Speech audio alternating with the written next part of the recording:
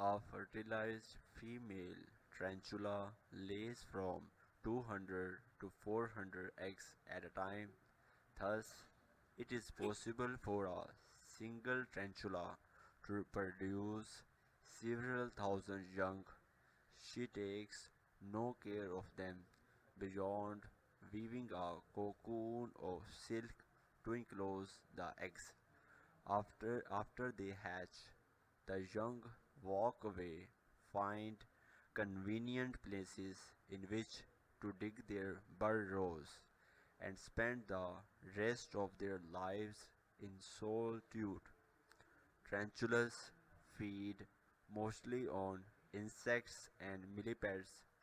Once their appetite is appeased, they digest the food for several days before eating again. Their sight is poor, being limited to sensing a change in the intensity of light and to the perception of moving objects.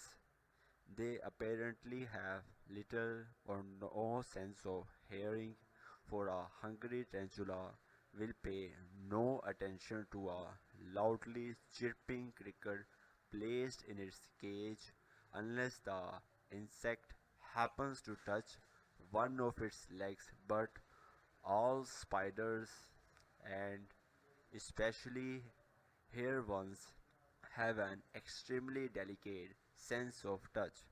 Laboratory experiments prove that tarantulas can distinguish three types of touch: pressure against the body wall, stroking of the body hair, and riffling of certain very fine hairs on the legs called trichobothria. Pressure against the body by a finger or the end of a pencil causes the tarantula to move off slowly for a short distance. The touch responds unless the approach is from above, where the spider can see the motion, in which cases it rises on its hind legs, lifts its front legs, opens its fangs, and holds this threatening posture as long as the object continues to move. When the motion stops, the spider drops back to the ground, remains quiet for a few seconds, and then moves slowly away. The entire body of a tarantula, especially its legs, is thickly clothed with hair. Some of it is short and woolly, some long and stiff.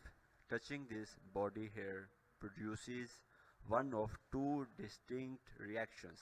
When the spider is hungry, it responds with an immediate and swift attack. At the touch of a cricker's antennae, the tarantula seizes the insect so swiftly that a motion picture taken at the rate of 64 frames per second shows only the result and not the process of capture. But when the spider is not hungry, the stimulation of its hairs merely causes it to shake the touched him, touched limb. An insect can walk under its hairy belly unharmed. The Trichobothria, very fine hairs growing from disc-like membranes on the legs, were once thought to the spiders' hearing organs, but we now know that they have nothing to do with. Soon they are sensitive only to air movement. A light breeze makes them vibrate slowly without disturbing the common hair.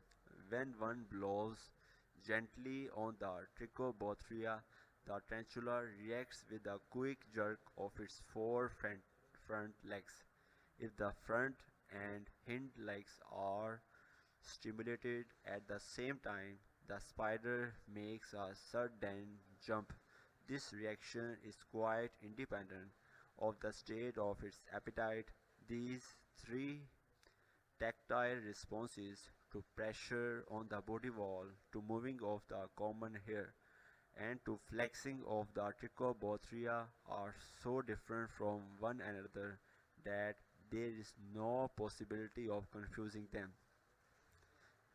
They serve the tarantula adequately for most of its needs and enable it to avoid most annoyances and dangers, but they fail the spider completely when it meets its deadly enemy, the digger wasp Pepsis.